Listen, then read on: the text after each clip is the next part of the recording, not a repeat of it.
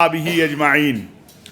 ویسے تو آج کل اس سیٹ پہ بیٹھ کے آپ لوگ پارٹیاں چھڑواتے ہیں، لیکن ہم جمع کرنے آئے ہیں، توڑنے نہیں آئے۔ آپ تمام حضرات کا شکریہ۔ ہماری جمعیت اسلامیہ پاکستان کے سربراہ علامہ غلام اکبر ساقی صاحب، جو کہ پوری دنیا میں ایک ممتاز شخصیت ہیں دینی حوالے سے، ان کی دعوت پر آج ہم سب یہاں جمع ہوئے ہیں، اور میرے ساتھ علامہ صدیق الرحمان صاحب ہیں، ریاض کھرل صاحب ہیں، مفتی نصر اللہ صاحب ہیں، افضل شاہ صاحب ہیں، اور ڈاکٹر افتخار نقوی صاحب ہیں، اور باقی حضرات کچھ راستے میں ہیں۔ آج کی اس پریس کانفرنس کا مقصد جو ہے وہ ایک بڑا واضح ہے۔ ایک تو 9 مئی کو جو کچھ ہوا ہے وہ پوری قوم کے لیے کسی بھی سانحے سے کم نہیں ہے۔ ہم نے بھی 32-33 سالہ سیاسی زندگی میں احتجاج بھی کیے، مظاہرے بھی کیے، دھرنے بھی دیے، لیکن کبھی یہ نہیں ہوا جو کچھ 9 مئی کو ہوا ہے۔ اور ہمارا موقف سب کا بڑا واضح ہے، تمام مکاتب فکر کے علماء مشائخ کا، کہ 9 مئی کا واقعہ قوم مدعی ہے، اور یہ جلانے والے، حملہ کرنے والے، یہ دہشت گرد ہیں۔ اب جس طرح ہم نے دہشت گردی اور انتہا پسندی کے خلاف ایک جنگ جیتی ہے، اس نیریٹو کے خلاف بھی جنگ جیتنے کی ضرورت ہے کہ آپ کا اختلاف پیدا ہو تو آپ تمام پابندیوں سے بالا اطاق ہو جائیں اور قانون کو اور آئین کو اور ہر چیز کو روم دیں۔ دوسری گزارش یہ ہے کہ ہم نے اس دوران دیکھا کہ دنیا کی مختلف ممالک کے اندر جو ڈیول پاکستانی ہیں، یعنی اپنے آپ کو پاکستانی بھی کہتے ہیں اور پاکستان کے خلاف سازشوں میں بھی مصروف ہیں۔ یہ عجیب ایک فلسفہ ہے کہ میں پاکستانی ہوں، لیکن میں کہہ رہا ہوں کہ جی پاکستان پر پابندیاں لگائیں، پاکستان کو جو ہے وہ آپ انسانی حقوق۔ میرا سوال ہے کہ انسانی حق اس ماں کا نہیں ہے جس کا بیٹا شہید ہوا تھا اور اس کی یادگار کو توڑ دیا گیا؟ انسانی حق اس بیٹی کا نہیں ہے جس کا باپ شہید ہوا اور اس کی تصویر کو پاؤں کے نیچے روندا گیا؟ انسانی حق اس بیوی کا نہیں ہے جس کا خاوند اس دھرتی کے لیے اس نے اپنا خون دے دیا اور آپ نے اس کی یادگار کو تہز نہز کر دیا؟ اگر انسانی حق کی بات ہے تو انسانی حق تو پھر سب سے پہلے اس بیٹی کا، اس ماں کا، اس بیوی کا، اس بہن کا ہے جس کے بھائی نے، خاوند نے، باپ نے، بیٹے نے اس وطن کے لیے خون دیا ہے۔ پھر کون سا ملک ہے جو یہ حق دیتا ہے کہ آپ ہر چیز کو رون ڈالیں؟ کیا امریکہ میں یہ حق حاصل ہے؟ آپ نہیں دیکھ رہے امریکہ میں کیا ہوا ہے۔ پھر ایک اور چیز جو ہم نے دیکھنے میں ملی ہے کہ جی توہین مذہب کے نام پہ، کہ جی توہین مذہب کا قانون۔ اور بھائی میں آج یہاں پر آپ کو واضح کرنا چاہتا ہوں کہ جب مسجد نبوی کا واقعہ ہوا تو اس کے بعد 11 اپلیکیشن متحدہ علماء بورڈ پنجاب کے پاس آئیں عمران خان صاحب کے اور ان کے ساتھیوں کے خلاف، لیکن ہمارا فیصلہ تھا کہ ہم نے اس قانون کو، اور علماء بورڈ نے یہ فیصلہ دیا کہ نہیں، ہم اس کو سیاسی بنیادوں پر استعمال نہیں کریں گے۔ ایک FIR بھی ہم نے درج کرنے کے لیے جو ہے اس کے اوپر اتفاق نہیں کیا۔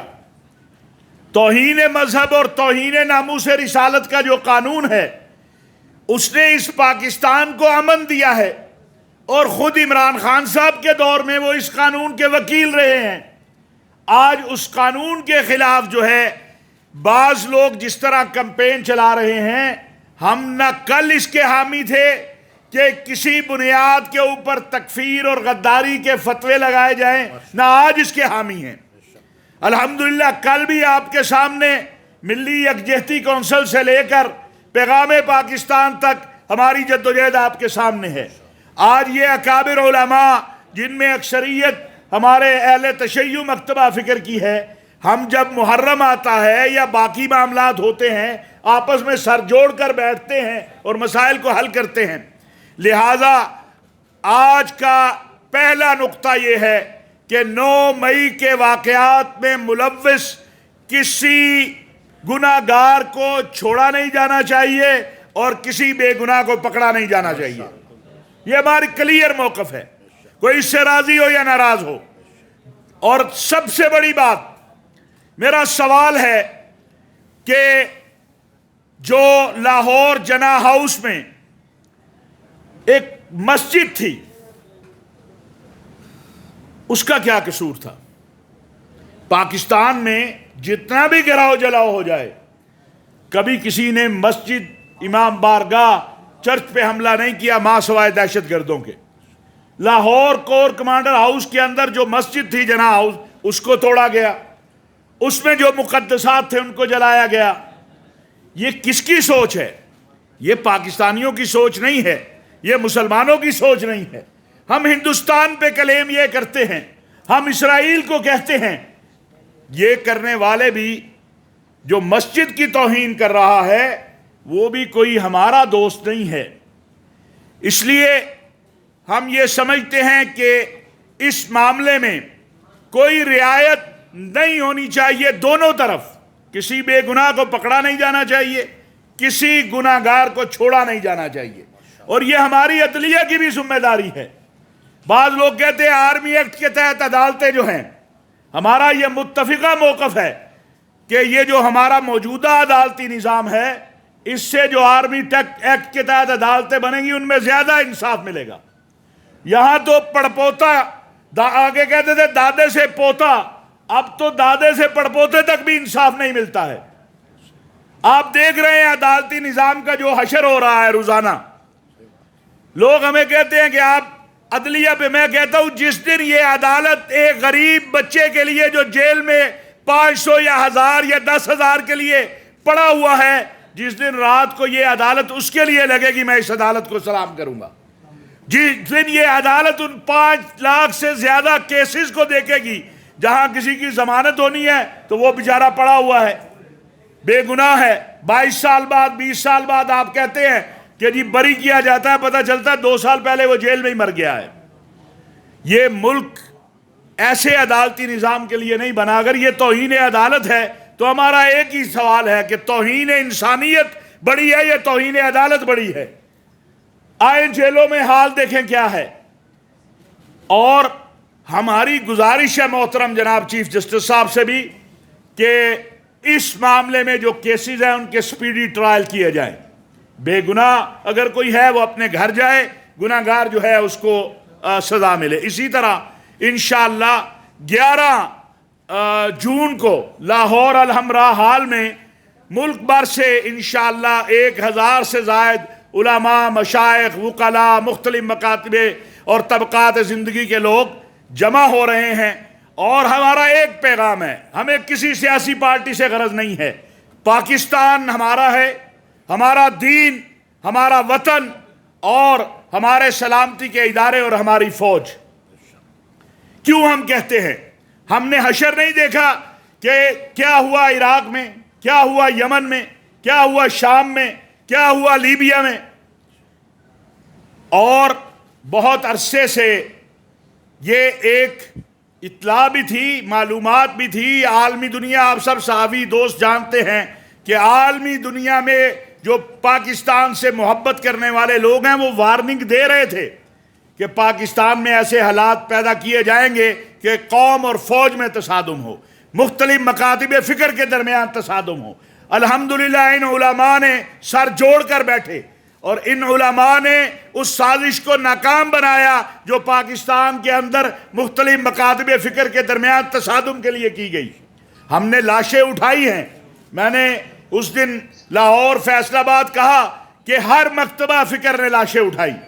8000 سے زائد علماء جو ہیں وہ اس ملک میں شہید کیے گئے، لیکن ہم میں سے کبھی کسی نے جا کے کور کمانڈر ہاؤس کو نہیں جلایا، کبھی کسی نے جا کے GHQ پہ حملہ نہیں کیا۔ بلا شبہ محترمہ بے نظیر بھٹو بہت بڑی لیڈر تھی، لیکن 8000 علماء کی لاشیں اٹھا کے ان علماء نے بھی ہمیشہ پاکستان زندہ باد کہا ہے۔